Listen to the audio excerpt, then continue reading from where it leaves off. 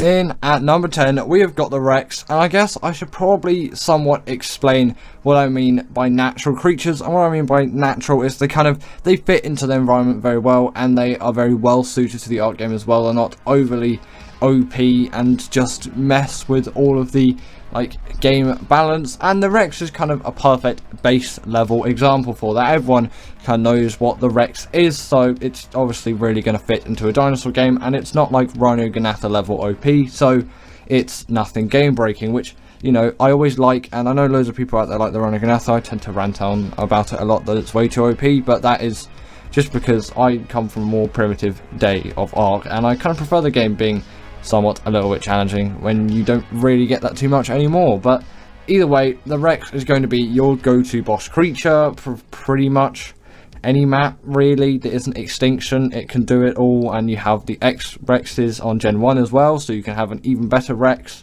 And if you're on ASA, they're an absolute cheat to tame, so I would recommend you get one. They're so easy with that baby mechanic. You just have to kill the parent, or if the parent's already been killed, you simply just press E on a baby Rex, and then boom, you have yourself a Rex. It's that simple. It's kind of actually a little bit sad how easy the game has become, but still, you know, a very nice creature that fits into a general dinosaur game theme, as it kind of is the world's most popular dinosaur. Next up, we've got the Crystal Wyvern, and this kind of just has to be here as it's on Crystal Isles and it's a Crystal Wyvern. Can you make the connection there?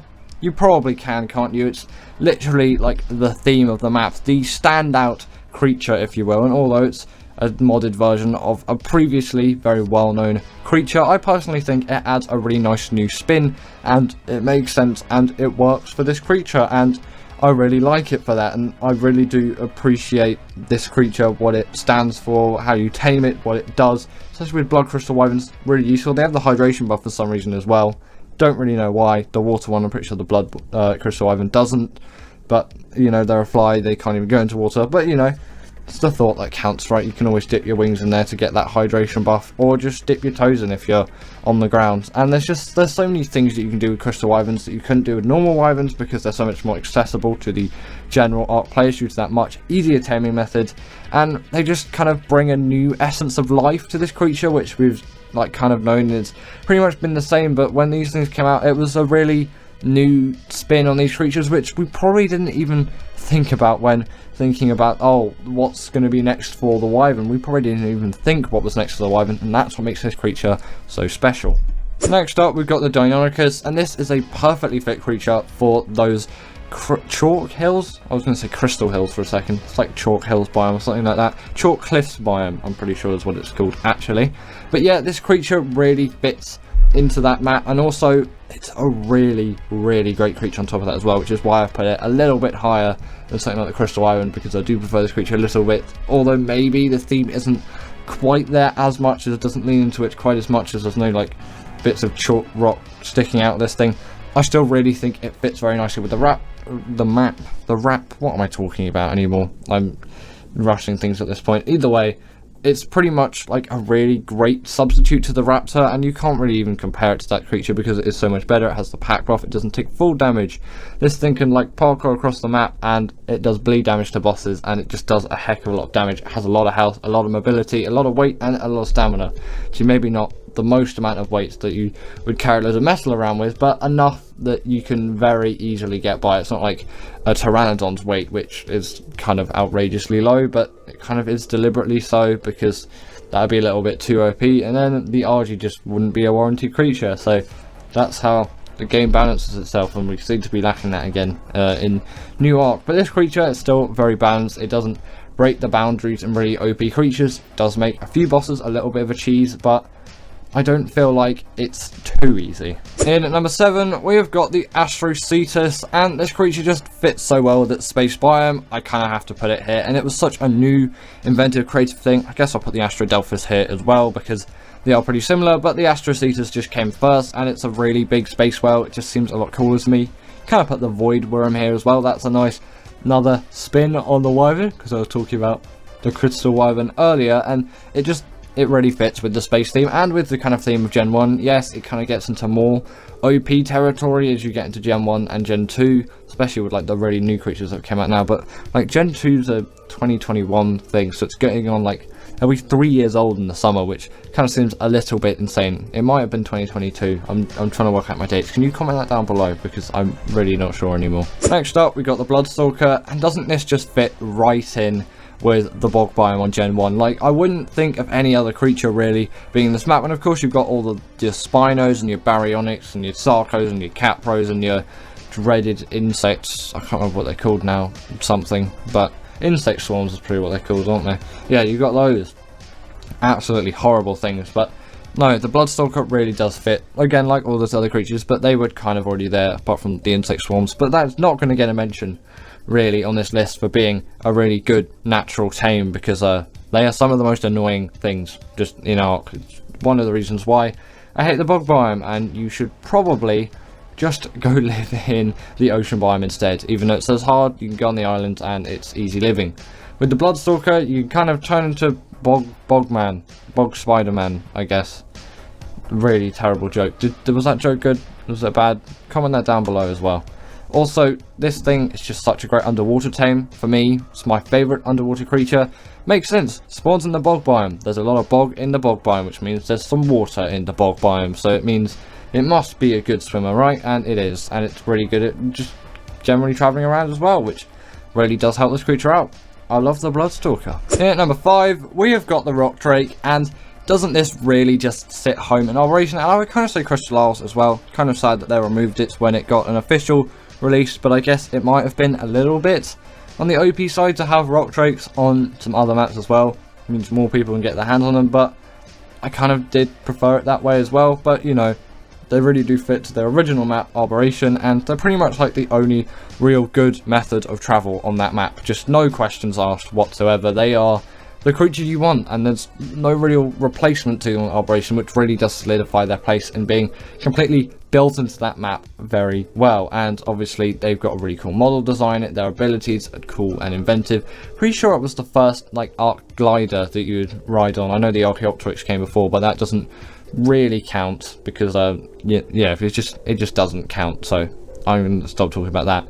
But I'm pretty sure it kind of started the trend of gliders, and it really does just work with Operation. If you've ever used a Rock Drake on Operation, you know how fun these things are to use and how good these things are to use. And also, they have a lot of damage as well. Pretty good for bosses, and you can cheese Rockwell with this and some Lazarus Chowder if you ever want to do that, because that's actually kind of fun and nice and a little bit hilarious as well. So if you've never done that before, I would definitely recommend you go out there and do this at some point, because you know, there are just so many things you can do with the Rock Drake, and cheesing Rockwell should be one on your go-to tick-off list. Next up, we've got the RG, and I kind of just have to put this thing here as it just fits into the island so well, and I could not imagine the island without the RG. And I think of this creature with great nostalgia. Obviously, when I look at that old RG model, the new one is far better. I do not want the old one back, but you know, there's always something about the old RG model which just, it really makes me realise how much I love this creature and just how well fitted it is to this map, and kind of any mountain biome you could say as well, because can you imagine just a mountain in Ark and then without RGs? No, because you're constantly on the lookout for RGs, just like, I want to avoid the RGs, or I'm going to go tame an RG. It's just such a crucial step of someone's playthrough on the island, and I'm kind of valuing the island over all other maps because it's the map that people start on, and it's the map that every single Ark player has access to, and every single Ark player does have access to an RG. So really, at some point, if you have never done it before, get yourself an RG. They are packed full of cool abilities, like their regen. If they kill something and they eat it, they also have a smithy for their saddle, so you can really just like repair anything that you'll need in terms of flat related stuff, or metal gear if you're out on a metal run, or doing any caving, because you might want to repair your armor, because Arthropluras are really annoying and they'll break your armor, and this will help out so much. So really do tame yourself an RG. And if you want metal and you like metal, the RG is going to be perfect for you. It's got weight reduction on things like metal, crystal and obsidian. In at number 3, we've got the Desmodus, and it really does just fit the Nordic theme of Fjorda, doesn't it? And also, it's really a great creature, and it's borderline too OP, but it works. It can't pick up Rexes or anything stupid like that, like the Rhinogonatha. It can farm blood bags and make Sanguine Elixir, and it's like when you got the Valentine's Day event anyway, you kind of had something similar to that, but now you just have it all the time, and I actually really do like it, and it is so good for official players because that can be a little bit grueling sometimes to tame something, and you know, it kind of takes the edge off of it. For single player, it doesn't really matter as much, but you know, it makes it a little bit more fun and more appealing. These things also do have night vision, but because I was in the wasteland environment extinction, nighttime never happens, so I could not show you them going invisible nighttime. I'm pretty sure they have like a night vision thingy as well. They might not, they might. I might have said that wrong, but either way, they can go invisible in the nighttime, and I didn't show it because there's no nighttime here. I should have probably just gone to one of the domes, really. At number 2, we have got the Shadowmane, and this creature, man, it just, when I think of Gen 2, I think of the Shadowmane. It's so rooted in its map, it's kind of insane. And when thinking of Rockwell's Garden, you think of this creature, and I guess I'll chuck the Noglin in here as well, and maybe even the Bulldog and other creatures like that, because they are so fitted to like the maps like Arboration and Gen 2. You really just can't imagine the maps without them, and the Noglin is a better example than the Bulldog, because the Bulldog's an Arboration, and you can't think of Rock Wizards without the Noglin. It's just a mind-controlling like little critter, you could say, and it fits perfectly. And so does the Shadowmane for Rockwell's Garden. You could consider Maywing a little bit as well, although I think it doesn't quite fit in as well as these creatures, because I don't really know. I don't really have a valid answer to back that up, but I really think these do. And Shadowmane and Noglin are just packed full of really cool, fun abilities. And Shadowmane is a really great boss creature, so if you're thinking of doing Rockwell on that map, probably do it with Shadowmanes, because it will feel authentic enough and it will be fun. And in at number 1, we have got the Reaper, and the Reaper kind of just had to be here, didn't it? When you think of the Reaper, you really do think of Arboration. It's so perfectly suited to its map. It's actually a little bit crazy to think about, at least for me, because it's so rooted in its map and it fits perfectly. Like, there's no issues whatsoever with this creature fitting into its map. It's just, it is like A+, gold star, 5 out of 5, boom, it has done it. It is the most like natural creature to a map. Coming back to that title, that's kind of the context of meaning that I meant. It's the most kind of natural feeling creature, and also it's a really cool inventive one as well. Its tame methods, it gets you impregnated and then you get loads of XP to get 100% effectiveness, of course, not necessary, and then once it's actually been born, then you need the pheromones so it won't kill you, which is that's another kind of cool feature, but you know, it is a little bit frustrating sometimes. But once you have one, you literally feel like a god, and it makes sense. Like, the progression of getting one of these things on Arboration is insane. In Gen 2, it's a little bit overthrown because they're so easy to tame, but I can admit the R Reaper is really a good one as well. You should be getting an R Reaper if you can over the original, but I'd recommend taming it on Arboration first, because on Gen 2 it kind of spoils the fun just a little bit. The most unusual Ark creatures. In at number 10 is the Astrocetus, and this is one of those creatures which on the surface may not seem that unusual, but I really can't think of any other game which has a creature like the Astrocetus. And also, this was a very new thing to Ark as well. No space things had been done in Ark, and the fact that with Gen 1 we had a space biome, and then we had this hunking beast of a creature, it is definitely an unusual Ark tame, as in it isn't like most of the other creatures in Ark.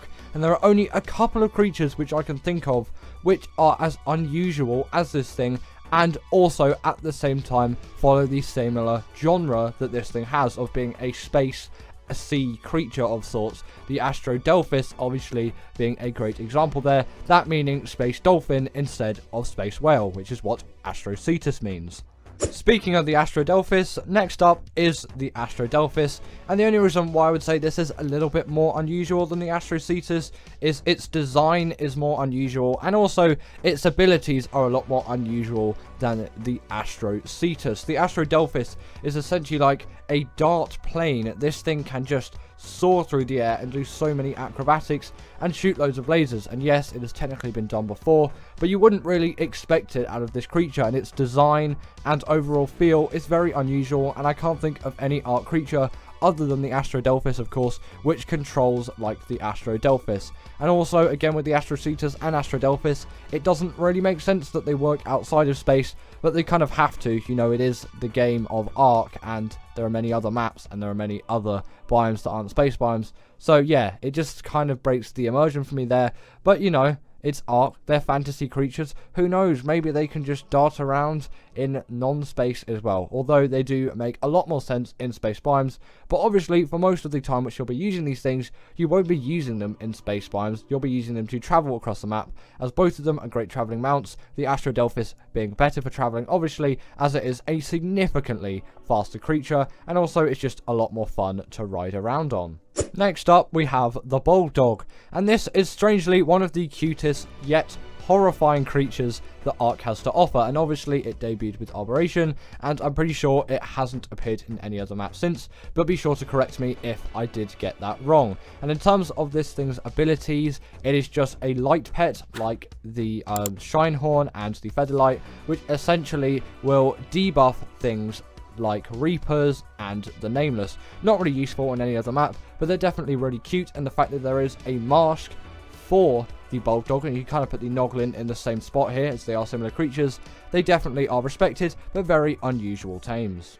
Now, I don't know what it is, but the Managama always seems really weird to me, and the Managama just seems like a creature which doesn't seem like any other Ark creature which I can think of in any way, shape or form. This is essentially like a Ferox type thing with ice fists that can jump into the air and has some sort of elemental power, and that also has ice breath and can freeze creatures. This is definitely an oddity and an unusual tame which hasn't been revisited since. There is no other Ark creature to this day which is like the Managama, and also the spelling for it is pretty unusual as well, but once you learn how to spell it once, you kind of don't forget it, as its name is that unusual. And it definitely is an extremely useful creature. Obviously, as you can see, it can travel across the map with insane speeds, and it deals a pretty reasonable amount of damage as well, which you can't get out of every great travelling mount. But the Managama definitely is great for that, and like I said as well, it is great at freezing creatures, and in a moment you will see what it is like when it does freeze creatures.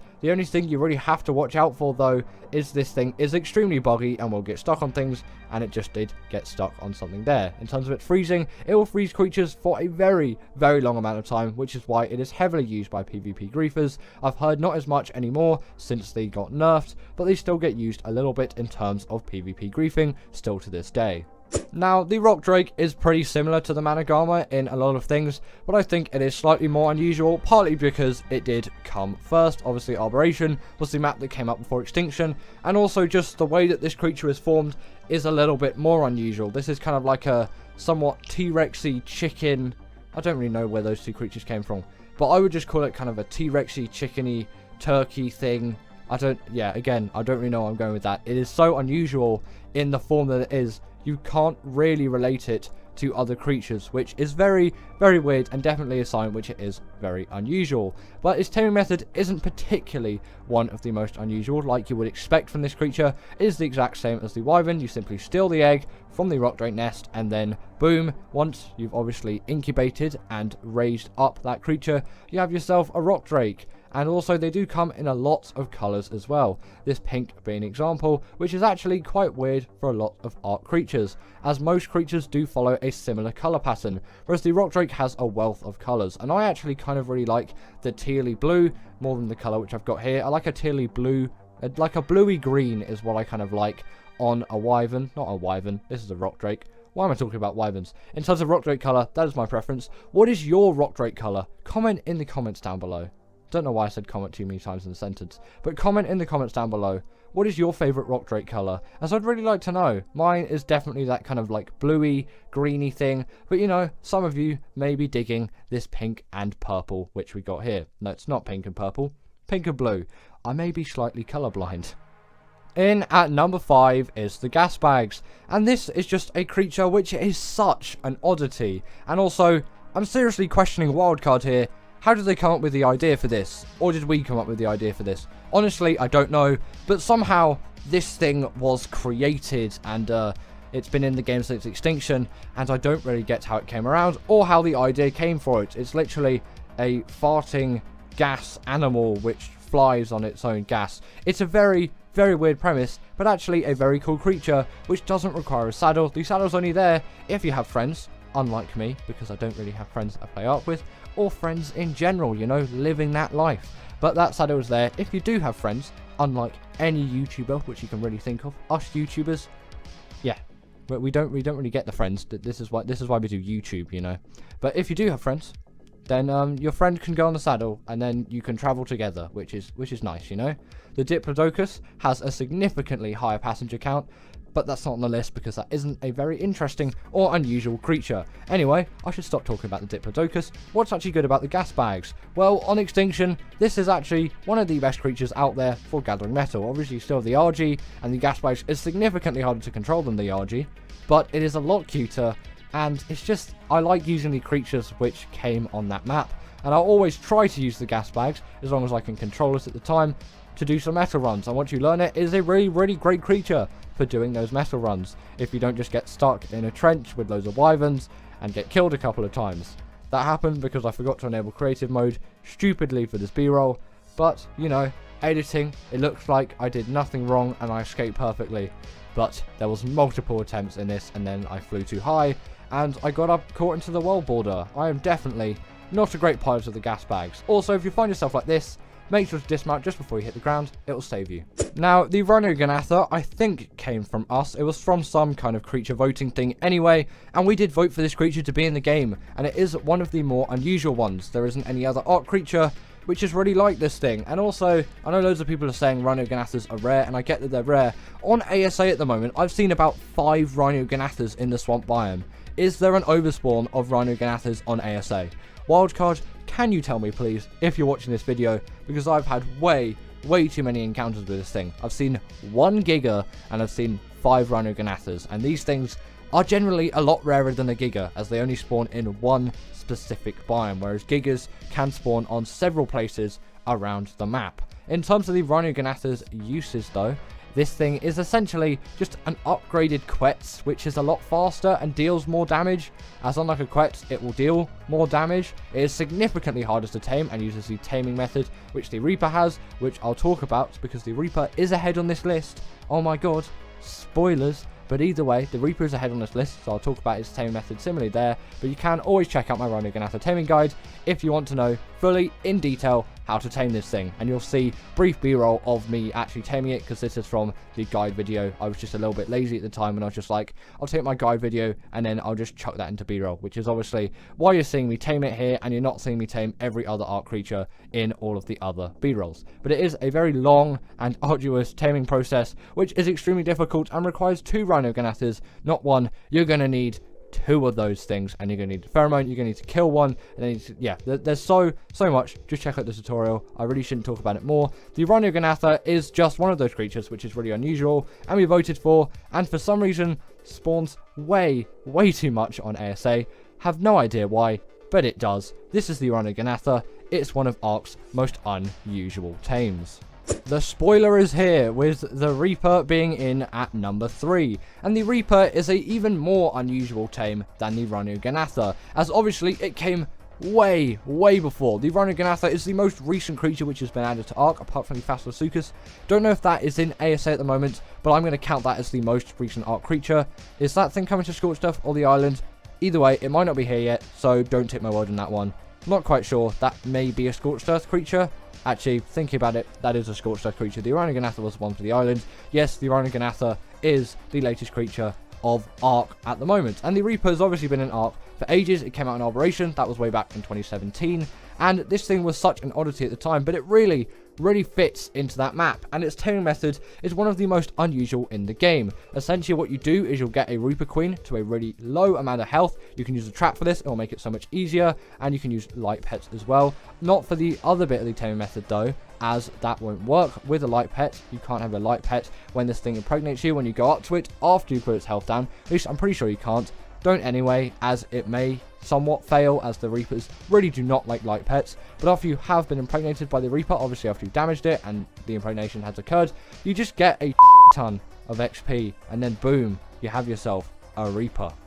In at number 2 is the Bloodstalker, and this is just essentially a spider with, I don't think 8 eyes, but it may have 8 eyes, or it may have 12. Honestly, comment down below how many eyes the Bloodstalker has, as right now I don't know. I could look up an image, but I know one of you out there knows the answer to this. But obviously, you can tell why the Bloodstalker is so unusual. No other Ark creature is really like this, and you could say the Aranio is another kind of spidery thing, but that is just kind of like a normal spider. The Bloodstalker is like a vampire, blood-sucking Spider-Man thing with an obscene amount of eyes. It may be 8, it may be 12, I'm not quite sure. Make sure to let me know. I want to know how many eyes the Bloodstalker has, as I'm really not sure, as I have not seen one up close and personal for a while.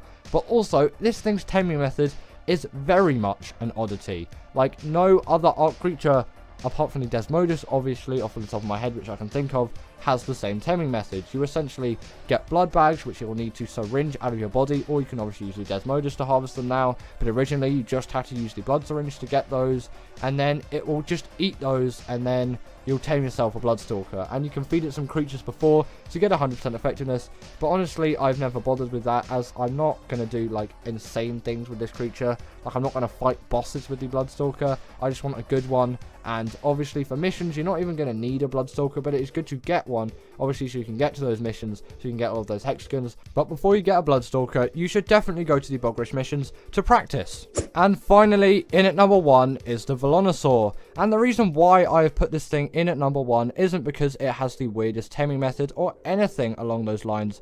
It is just there has never been any kind of creature like the Velonosaur apart from the Velonosaur. I can think of no other Ark creature like this tame. And albeit, yes, it does have one of the simplest taming methods out of all of the creatures on the list. It is just a very simple knockout tame. No other Ark creature compares to this thing in terms of what it is. This thing, again, is just a moving turret, and there's no other creature which does this like the Velonosaur. And sadly, the damage of the turrets doesn't scale with melee, but obviously you can keep leveling up that stamina to shoot even more turrets out. And obviously I wouldn't recommend it in this close of a proximity, but it is definitely an extremely useful thing, which when you ride this thing you will use a lot. But it also does have your general just attack, hack and slash, and it also can shake spines off of it as well. And also, I think when you look at it head on when it's shooting turrets, it's a little bit creepy. That animation, just to me, is a little bit on the creepy side. So thank you to my wonderful patrons Ekaterina Puchkova, Karina Thorne, Dominic Masijewski, and Ethan Tapia, who have all supported me through Patreon or through YouTube memberships. If you want to join this list, then go join Patreon or YouTube members, but thanks to all of these guys.